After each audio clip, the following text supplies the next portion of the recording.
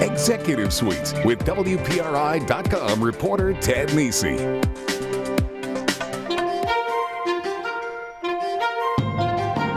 Sometimes government regulation seems like the old joke about the weather. Everybody complains, but nobody ever does anything about it. Now that may change. Rhode Island's 2-year-old Office of Regulatory Reform is on a mission. Cut the red tape fast.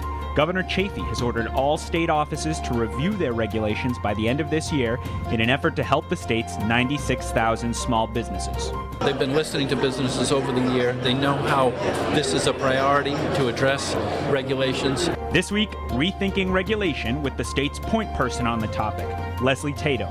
Plus, one of those small businesses is Teespring, a Providence startup with a new approach to making custom T-shirts that's attracting national attention. On the second half of Executive Suite, Teespring co-founder Walker Williams. Welcome to Executive Suite. I'm Ted Nesi, and Leslie, thank you for joining me. Well, thank you for having me. I know you, and some people might remember you from your days with Reams, the manufacturing extension service. I remember in 2011, I think I was covering the State of the Union, and you were there as Senator Whitehouse's guest. I was very honored to be there. It was a great event. Pretty cool to see up there. But now you have a new job, so let's dive into that. Let's just start with the easiest question of all. What is this Office of Regulatory Reform? So the office, our job in regulatory reform is really to try and drive to a clear, predictable, and reliable regulatory system.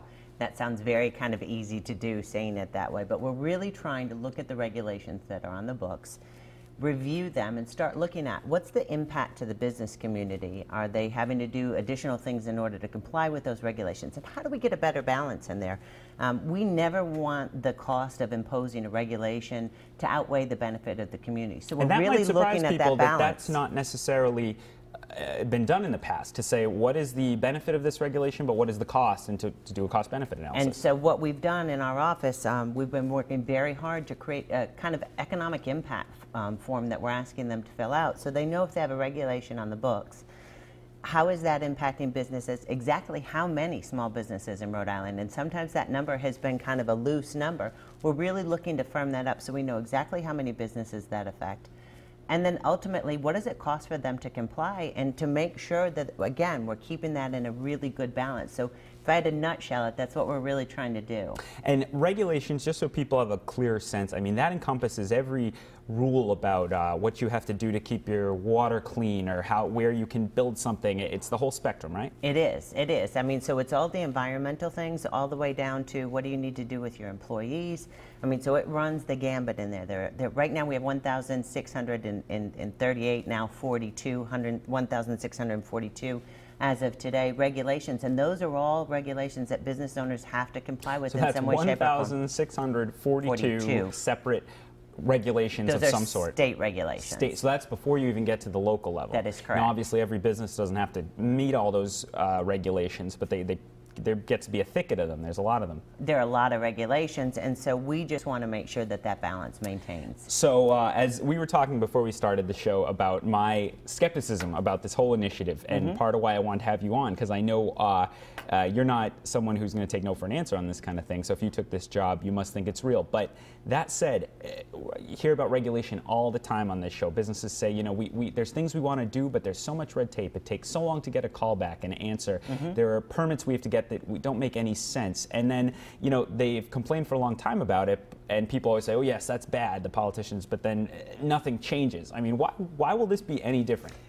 I think we're at a moment where it's dramatically different.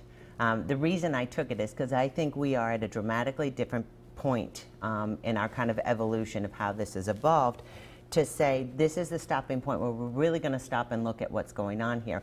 I'm taking my background from process improvement. You mentioned the manufacturing extension services. That's what we did. It was about process improvement. How do we make it faster, better, more efficiently with a higher level of quality? I'm trying to take all of those things that I've learned there and bring them to the Office of Regulatory Reform. So we're doing it in a kind of a three-pronged approach. So right now, if someone's stuck in the system, we have a small business ombudsman.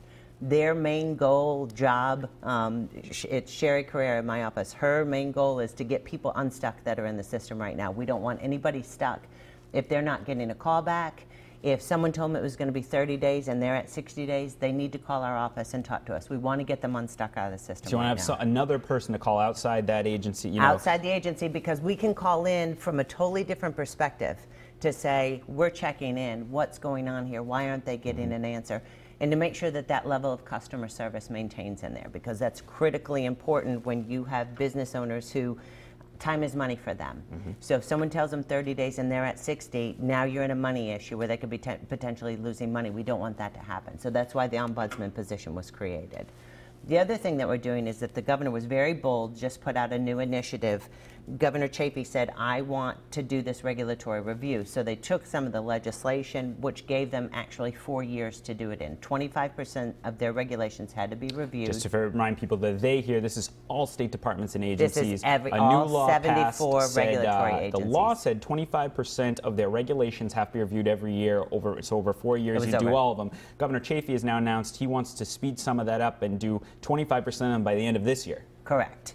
So that is in process now. I mean, that's working well now. We actually just got a package in from Department of Labor and Training. They get the gold star. They're the first ones to get them in. So yeah, let's dive into that. What is that package? Is it all of their part of that 1,642? Right. They listed each one? And so they look at their individual regulations. They all have a number. So they look at those individual regulations, and we want to look at them for a couple of things. We want to know how long have they been on the books. If they haven't been reviewed in the last 3 years, we want those reviewed. So that's kind of the first cut.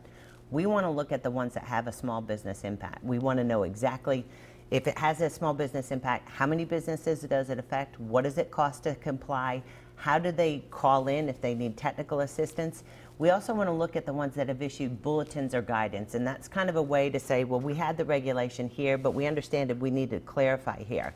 We shouldn't be issuing bulletins and guidance. It should be written clearly the first time so that someone knows how to navigate that on their own. Because that's almost a Band-Aid on the original regulation. It's a Band-Aid. No more Band-Aids. We want it done, and so we want them revised so that we can incorporate the appropriate language. And we really want people to start, department heads, to go to other departments and say, read this and what do you think? They don't do it every day. We want to get it out of the hands who are people, and they write, they do their best job.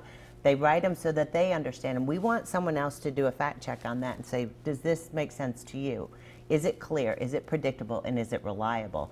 And then if it is, what's the impact to the small business community so we can look at that threshold to see what it costs them to comply. So you have the list now in from DLT. Now what's your office's role? So our office is, we're kind of the fact checker. We're going to go back through and they list out, and we've asked them a battery of questions. So it's not just the data and that we're getting in, we're asking questions. Is this still relevant? I mean, there's some basic questions in there that when I first put this list together, people are like, really, you're going to ask that?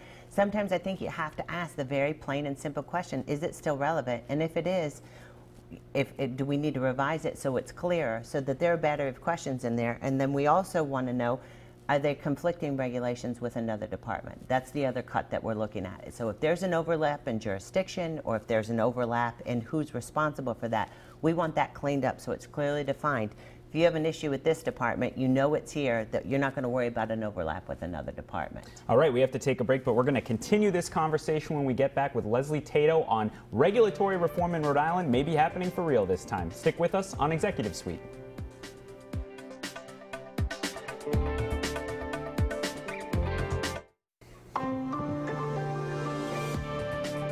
Welcome back to Executive Suite. I'm Ted Nisi. My guest on the first half is Leslie Tato. She's the new head, not too new I guess now, but the head of the Office of Regulatory Reform in Rhode Island. And we're talking about that issue of regulations, which drives some business people crazy.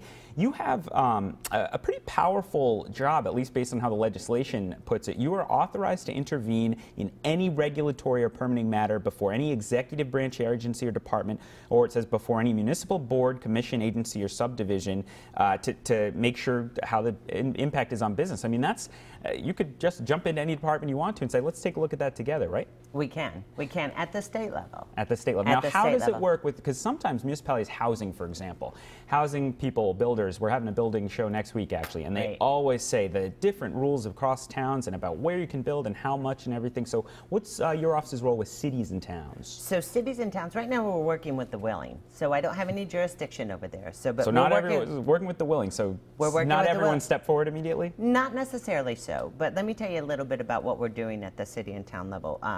There was a piece of legislation that came forward last year that they want to get to electronic permitting. So we're working with the state fire marshal, we're working with the state building inspector to see what that looks like so that we can build an online permitting system. So instead of having to drive to different offices, you can actually go online from your office and be able to get the information. And is that still the case today in most places? It's dry, you can't go, there's not an Amazon.com of permitting? You literally have to go to the department, pick up the paperwork, take it back, fill out the paperwork, bring it back. So there's multiple trips involved. It's really not cost effective. If you look at it from a lean perspective, it's really not an efficient way to do business. So because we're working at the state level with the state fire inspector and the state fire marshal, we're also looking at the city and town level. There are some cities and towns who have done some really great things with online permitting. You can look at a town like North Kingstown. Providence has done some really great things with their online permitting. But what we're really trying to do is build an open enough architecture that we can incorporate those cities and towns so that you could end up with a statewide online permitting. That's the goal. That's where ultimately where we want to go. It's the Holy Grail. But what we've been doing, I mean, we've been working with Mayor Grabian over in the city of Pawtucket. We've actually been working with North Kingstown. We've gone through and we've process mapped out their processes. So if I go in and I want a building permit, we know every spot and step in that process in the city of Pawtucket because we've worked with all the department heads to do that. What we want to do is work with 5 or 6 different communities to get those process maps together. Ultimately lay those maps on top of one another to see if we can identify a best practice. Because while we're building the state system, we want to make sure that we can incorporate the cities and towns at a later date so that we can get to a statewide electronic permitting. It's a work in progress. We're getting there, but we're starting to now get really detailed maps of everything that's entailed in that process, and that's where you have to start. And everybody says, well, improve it as you go. We really need to get our arms around what does it look like now? So it's our baseline data so that we can start to build on top of that and really get to a best practice. Let me take a broader view for a minute. I can imagine maybe some viewers at home who don't own a business themselves saying, boy, this sounds pretty in the weeds, the process review, the processes and everything else. What's your pitch to the average Rhode Islander why this work even matters? This work really matters because if we make it easier for businesses to do business here, Governor Chafee, this is his mantra. He wants to make it easier for businesses to do businesses here in Rhode Island. If we can make it easier, that means more jobs. And if more jobs for a lot of people who are out of work right now have been struggling for a long time, if we can get an even playing field where we can do better business attraction, do really good business growth with the excellent businesses that are here, it matters to everybody at home. You haven't been in this role too long, so I don't want to put you on the spot, but can you think of any examples? The ombudsman role is very interesting to me. Can you think of any stories that have come out of that, a business that's come forward and you've been able to help them out? And that happens on a daily basis in our office. We get a lot of calls from people who are stuck in the system. So we've worked with a developer who was having a hard time navigating through not only the state permitting, but the local permitting and the water supply boards and National Grid. And so what we've done is we've created an opportunity. We got all the players in the room at one time and we had a pre-application meeting. We said, instead of trying to go and navigate this on your own, let's all sit down, define roles and responsibility, who's responsible for what, by what date, and then ultimately we can kind of be the moderator of that. Mm-hmm. We can call and do a check-in, and we put flags in our calendars to say, you're 5 days out, are you going to hit your deadline? It's just really monitoring that system so that everybody's on the same sheet of music.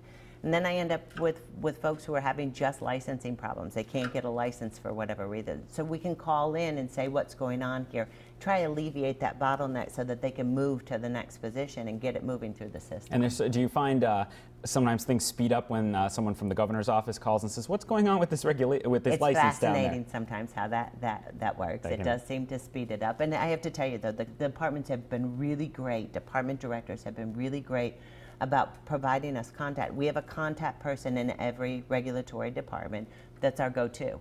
That was one of the first things that we set up, is we said, who's the go-to, that when we call, they're going to pick up the phone, they're going to answer the call, and they're going to try and help us figure out what's going on there. So that's been a huge help. All right, we're up against a break, so I want to, before you go, someone might be listening and want to get in touch with you about a regulation. How do people find you? 278-9100. Either ask for me or Sherry Carrera, who's a small business ombudsman in our office. We'll be more than happy to help you and get you unstuck. Wouldn't be surprised if you get a few calls on Monday morning. So thank you for being here with me, Leslie. And when we come back, Walker Williams, he's founder of Teespring, a startup. We're going to talk about his company and entrepreneurialism in Rhode Island. Stick with us on Executive Suite.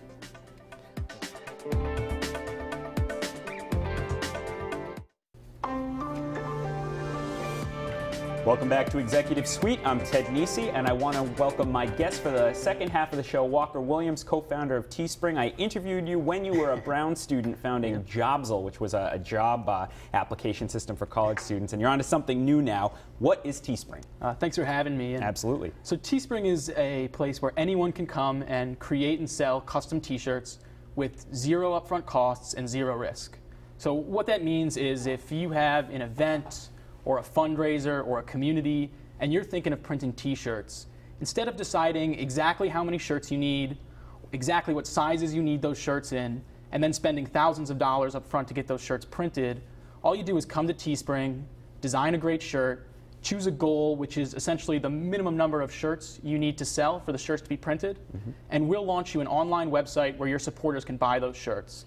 So you drive your supporters to that site over Facebook, Twitter, email, however you reach them.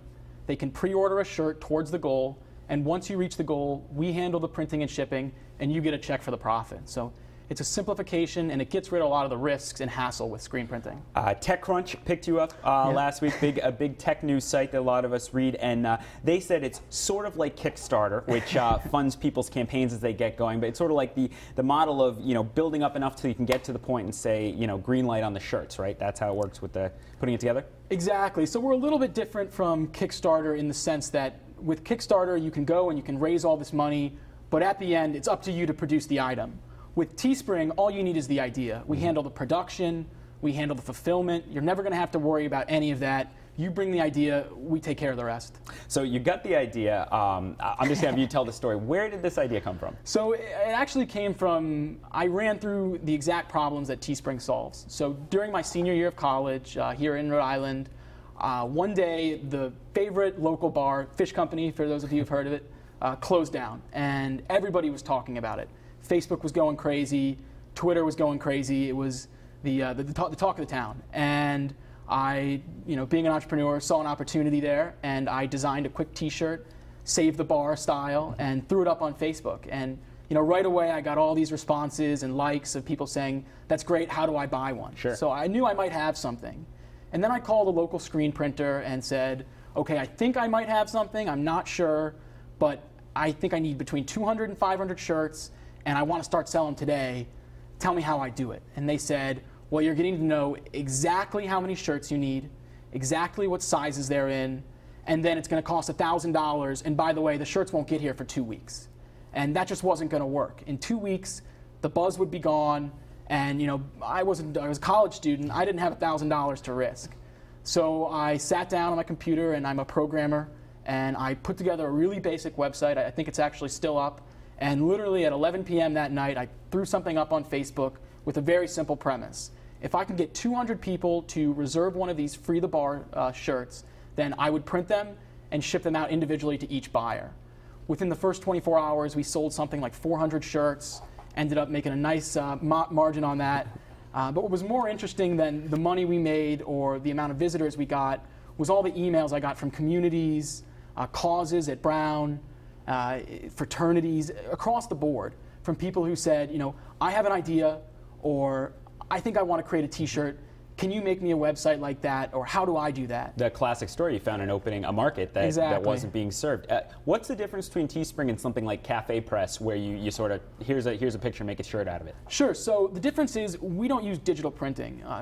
Cafepress, if you go on and design a t-shirt, the price is going to start at $18 or $20, and the shirt that your supporters are buying is a digital print. Now, digital print is beyond just being more expensive. It's a less high quality print. The colors are less vibrant. It's going to wash out in 20 washes, and it just wasn't retail quality. So what we've done is taken that no-risk model and applied it to screen printing. Screen printing is 99% of what you see in clothing stores. It's that premium feel. It's lower cost, so you're going to make more money if you're trying to fundraise. It's just a better product. So it sounds like you're having some success so far. I was reading, and you, again with TechCrunch, you said more than 1,600 organizers have used the site to design custom shirts. I actually talked to, as you know, I cover politics, a campaign that went to you guys. You probably know which one I mean. You've been clearing over $100,000 a month, over $500,000 in sale, yep. 27,000 T-shirts. It sounds like it's going well. It's going really well, and it's been a fantastic experience. We've got a long way to go, but we've kind of taken the first step, so we're excited. Very interesting. So let's pivot here. I want to know, you graduated from Brown, was it last spring? Oh yeah, 2011. 2011. Okay, so constant talk about how do we keep the young, smart types we bring into Rhode Island for college educations to stay. Why are you staying? Why are you here?